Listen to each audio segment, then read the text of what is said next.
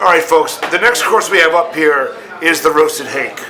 This is the only item tonight that is going to just require you to be a little bit more patient with how it's going to be plated, because the fish itself is extremely delicate.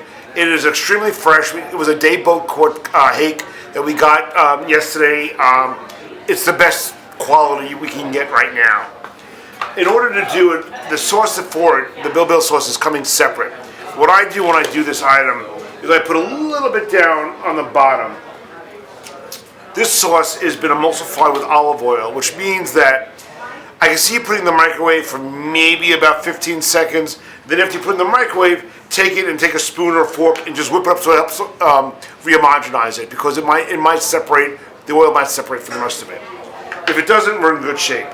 The idea about the plating on this is these are sea beans, which a lot of times we put in a cocktail, but it's a succulent that tastes like you're eating seawater, so it goes really, really nice with the hake. We'll put that on last though. But what I do with the hake is I take the hake, which I'm going to ask you guys to heat in the microwave, maybe at the most for 30 seconds. I would not go any further than that. Try to lift it from the bottom with either a fork or a spatula, because again, it's very, very fragile. And then I put it right down in the center of the sauce. I then take my two poached oysters, which are Northeast Blue Point oysters. I put it right there like that.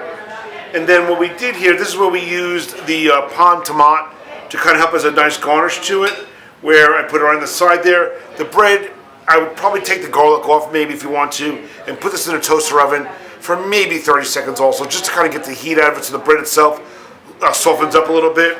And it goes really, really nicely with the roasted tomato, which I go right here. I go like this. And the idea behind this is you take your bread, you take a little bit of the tomato, a little bit of the garlic, and you enjoy the fish and the oysters with this as an accompaniment. What I then do before I eat it though, is I will take a little bit more sauce, and I'll cover the top of the fish just like that. A little bit goes a long way. And then I'm going to take my sea bean and garnish it right on top like that. That to me is a classic Basque dish.